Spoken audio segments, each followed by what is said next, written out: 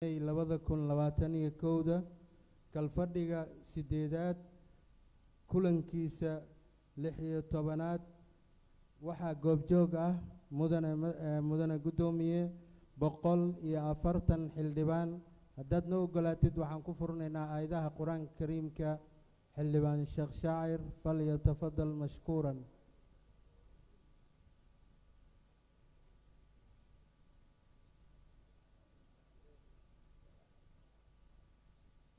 الميديا كلها بتاعن ماشي هذا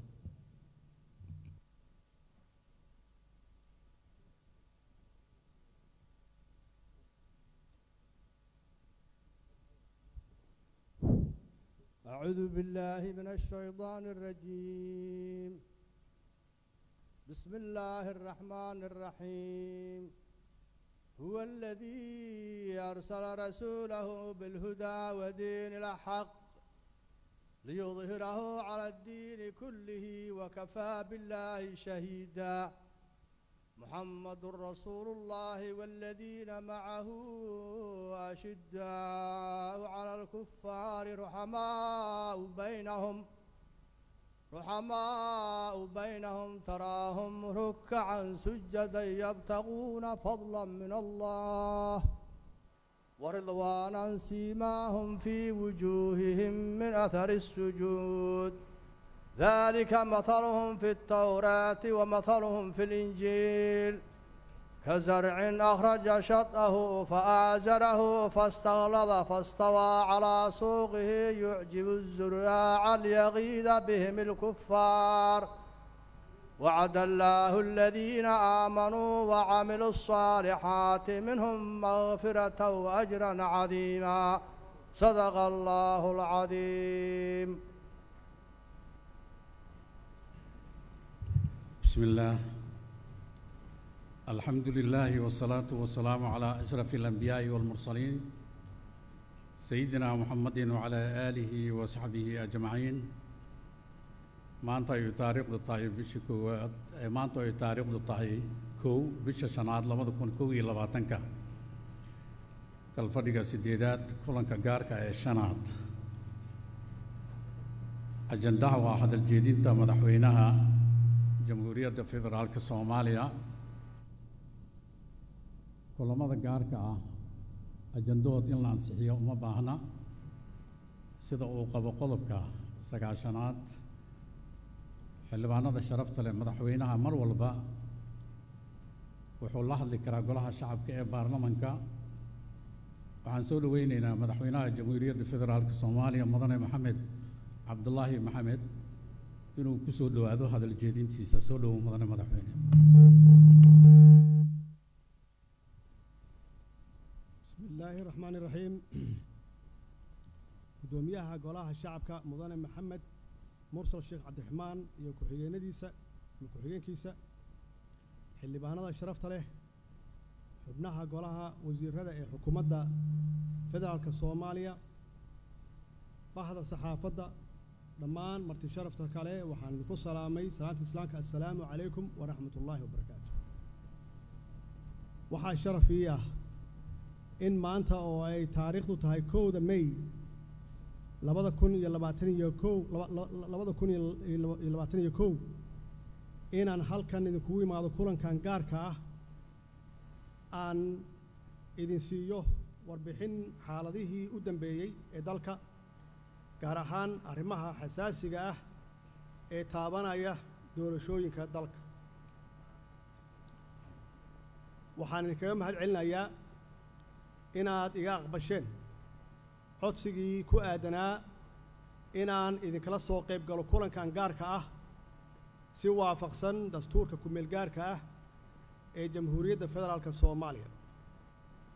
waxaan fursaddan rabaa inaan uga faa'iidaysto inaan halkan ugu hambalyeeyo dhammaan shaqaalaha Soomaaliyeed oo maanta u dabaaldegaya maalinta shaqaalaha adduunka ee 1 May. waxaad tihiin muruqa iyo maskaxda ka dambaysay guulaha aan gaarnay sanadihii u dambeeyey. waxaan sii xoojin doonnaa insha Allah ilaalinta xuquuqdiina aasaasiga ah oo ay dowladdu joogtaysay 4 sano ee u dambeysay.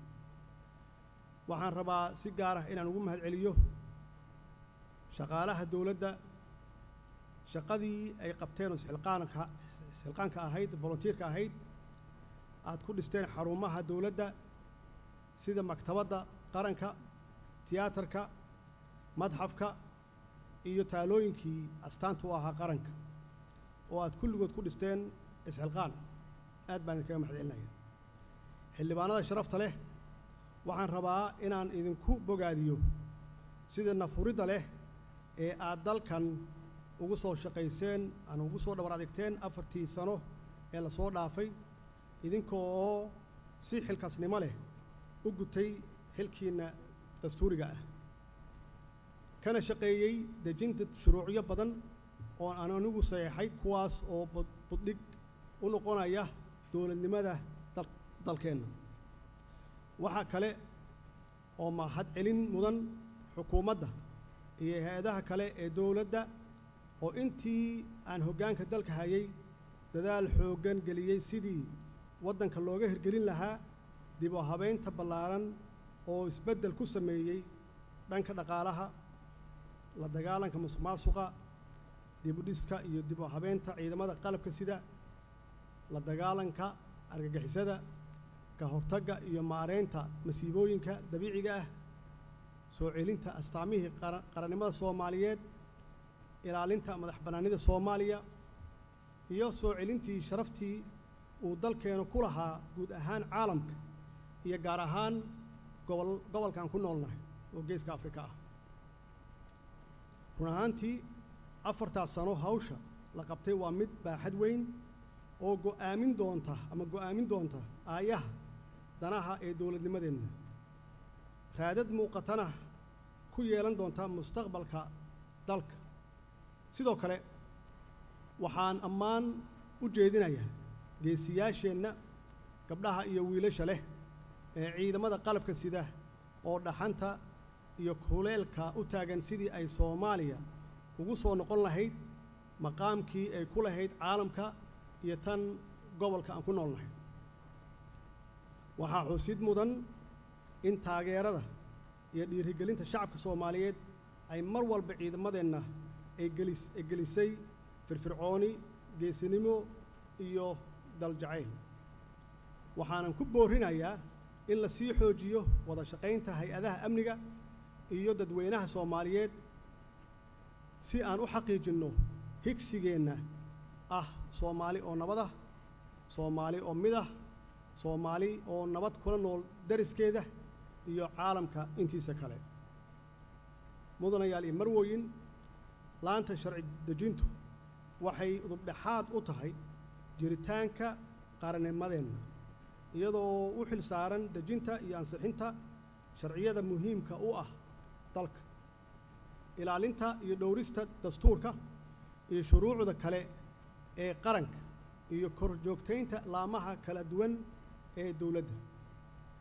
sidaas darteed dhammaan arrimaha masiiriga ah ee la xiriira mustaqbalka iyo jihada dalkeenna aadayo waxaa khasab ah in baarlamaanku door ku yeesho isla markaasna uu noqdo marjaca iyo meesha loola laabanayo xalinta arrimaha murugsan. muddadii aan xilka hayay waxaan ku dadaalay inaan ka shaqeeyo sidii laanta sharci dejinta loo siin lahaa doorka dastuuriga ah ay ku leeyihiin dowladnimada dalka. waxaan xaqiijiyey in heshiisyada masiiriga ah ee ay laanta fulinta gaarto aan u soo celinno baarlamaanka si ay uga doodaan haddii loo baahdana ay u ansixiyaan. waxaa horay u dhici jirtay in doorka baarlamaanka dalka meesha laga saaro oo aan laga qaybgelin go'aanada masiiriga ah ee taabanaya mustaqbalka waddankeenna.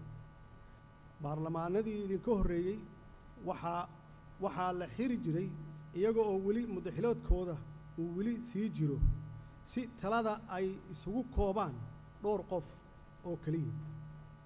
mudanayaal iyo marwooyin 28 Diseembar 2019 waxaad ansixiseen sharci dalka u jihaynaya doorasho qof iyo coda si shacabka Soomaaliyeed ay u helaan xuquuqdooda dastuuriga ah. nasiib darro waxaa sharcigaas fashiliyey dad ka soo horjeeda in awoodda dib loogu soo celiyo shacabka Soomaaliyeed si ay u doortaan madaxdooda iyo dadka ku matalaya hay-adaha dowladda. kadib 8 bilood ku dhowaad oo wada xaajooda 26 Sebteembar 2020 waxaad ansixiseen heshiiskii siyaasadeed ee jihaynta doorashada 2020-2021 ee sida wadajirka ah uga soo baxay dowladda federaalka Soomaaliya iyo dowladaha xubnaha ka ah dowladda federaalka Soomaaliya 17 Sebteembar 2020. sharcigaas wuxuu dalka u leexiyey doorasho dadban oo ay dantu kaliftay balse durugsan dimuqraadiyaddii iyo dowlad wanaaggii aanu dalku la rabnay. mar kale ma fulin heshiiskaas aan ku heshiinay 17 Sebteembar 2020. dadaaladii lagu turxaan bixinayay waxay qaateen 6 bilood oo ku astaysan shirar joogto ah, wada xaajoodyo gaar ah, xiriiro iyo safarro shaqo si loo fuliyo heshiiskaas wada ogolka ahaa.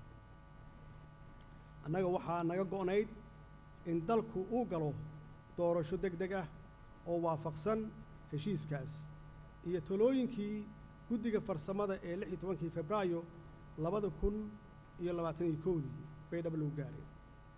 hase yeeshee waxaa aan ka gudbi weynay caqabado gacan ku rimis ah oo laga lahaa ujeeddooyin gaar ah iyo dana guracan.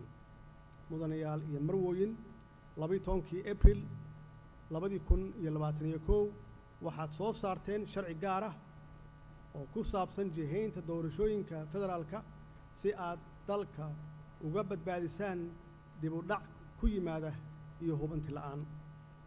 mar labaad ayaad shacabka Soomaaliyeed fursad u siiseen dib u hanasho xuquuqdooda dastuuriga ah iyo doorashada dalka ay ku aaminaan hoggaanka dalka.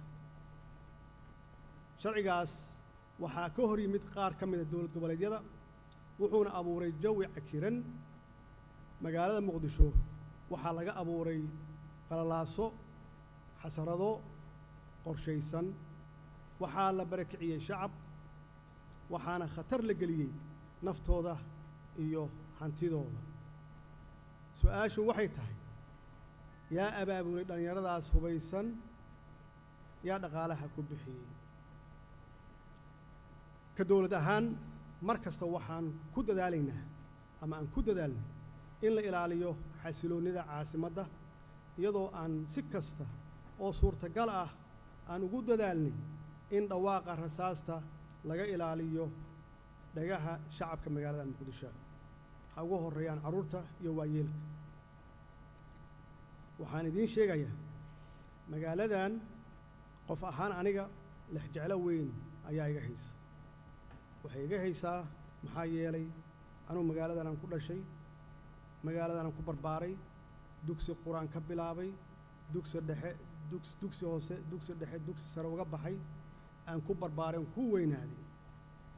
macnaheedu waxay tahay magaaladani waxa weeye magaalo Soomaaliyeed weeye, magaalo wanaagsan weeye. waxaana aan rabaa qof walba oo Soomaali ah oo waddani ahna uu rabaa caasimaddan inay noqoto caasimad bilic leh, caasimad weyn oo dad badan ay degan yihiin, inay noqoto habkii dhaqaalaha, meeshii dhaqaalaha inay noqoto, inay la tartanto caasimadaha kale ee adduunka. intaas waxay ku timaadaa inay caasimaddu ay tahay nabad. siday ahaan jirtayna waxay ahayd dadka Soomaalida ah dad daris wanaaga, dad waala ah, dad aanan wax kale isku fiirin, keliya ku saaxiiba danahooda. taasna weeye waxaa la yidhahda metropolitan, caasimad ummad dhan ay wada degan tahay. sidaasna weeye waxa aan doonayno inay caasimaddan noqoto si ay ula tartanto caasimadaha adduunka. run ahaantii lama oggolaan karo in dalkeennu iyo magaaladanba mar labaad ay ku laabato dhabaddii foosha xumayd ee uu qaaday 30 sano ka hor.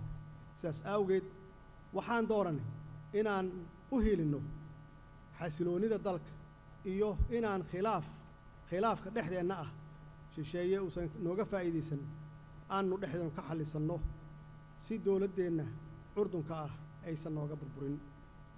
waxaan rabaa inaan halkan uga faa'iidaysto inaan u tacsiyeeyo ama tacsi u diro dadkii ku waxyeeloobay. allah u naxariisto intii ku dhimatay, intii dhaawacantayna allaha ka kiciyo. xiisadihii magaalada ka dhacay maalmihii la soo dhaafay, taasi oo ahayd mid laga murugoodo oo laga baaqsan karay. waxaanu go'aansannay inaan xalka ku raadinno wada hadal, inaan fowdo loo bilaabin kuwa doonaya inay sarriftaan dhiigga shacabka, balse aan tusaale u noqonno ilaalinta nabadda iyo badbaadinta shacabkeenna. mudanayaal iyo marwooyin, xildhibaanada sharafta leh, sida aan horay u sheegay, xalka doorashadu waxaa ku jira in si niyad sami ah loo wada hadlo, iyadoo oo meel layska dhigo danaha gaarka ah, lana dhowro amniga muwaadiniinta oo ay ku habsadeen dhibaatooyin kala duwan sida argagixisada, abaaraha ka jira gobollada qaar, aafada COVID-19 iyo dhibaatooyinkii bulsho ee faraha badnaa aan naqaanay. shacabka Soomaaliyeed ma xamili karaan culays intaas ka badan, waxaana la rabaa in ammaanadooda loo ilaaliyo, dimuqraadiyaddooda loo adkeeyo, dowladnimadoodana loogu xoojiyo dhaqanka suuban aan lahayn oo ku dhisnaa qori isku dhiibka, oo la aado doorashada lagu wada kalsoonaado, broseska aan lagu mashquulin, qof walba kaambeynkiisu galo, nasiibkiisa uu qabaa, dee qof walba ilaahay wuxuu u qadaray yuu heli, saas la isugu dhiibo xilka. mudanayaal iyo marwooyin, waxaan dhammaantiin idinka codsanaya, idinka oo xeerinaya duruufaha siyaasadeed ee dalka ku gaadaaman iyo marxaladaha cakiran ee aan ku jirno, inaad nala qaadataan in lagu noqdo ama lagu laabto heshiiskii wada ogolka ahaa ee aad ansixiseen 26 Sebteembar 2020. golaha sharafta leh, waxaan rabaa inaan caddeeyo in Ra'iisul Wasaare Maxamed Xuseen Rooble uu hoggaamin doono diyaarinta iyo hirgelinta doorashada iyo amniga doorashada, sidoo kale fulinta qorshaha amniga sida waafaqsan dastuurka dalka waxaa iska leh Ra'iisul Wasaaraha. waxaan farayaa xukuumadda inay u diyaar garowdo hawshaas baaxadda leh ama baaxadda weyn. mudanayaal iyo marwooyin, gunaanadkii waxaan rabaa inaan ugu baaqo siyaasiyiinta naga aragtida duwan in ay ka shaqeeyaan danta guud, ka waantoobaan kicinta dadweynaha iyo bulshada, ka fogaadaan in amniga khatar la geliyo, una soo laabtaan dhabbaha wada hadalka iyo is-qancinta iyo isu tanaasulka. jidkaas oo keliya weeye ka noo furan. dhallinyarada Soomaaliyeed waa ubaxeenna weeye, waa mustaqbalka berri. waxaan idinkula dardaarmayaa, ha noqonina xaabo la shito oo dana shakhsi ah lagu gaaro, oo halligi kara naftiinna, maalkiinna, dadkiinna, dalkiinna iyo diintiinna. waxaan sidoo kale kula dardaarmayaa shacabka Soomaaliyeed meel kastay joogaan, qaybihiisa kala duwan, inay dhiirigeliyaan nabadda iyo wadajirka ummadda Soomaaliyeed, lana garab istaago ciidamadeenna qalabka sida oo habeen iyo maalin u taagan sidii ay u sugi lahaayeen amniga aan maanta ku hiranayno, amniga guud ee dalka una ilaalin lahaayeen ee badqabka muwaadiniinteenna wabilaahi tawfiiq wasalaamu calaykum waraxmat ullaahi wabarakaatu.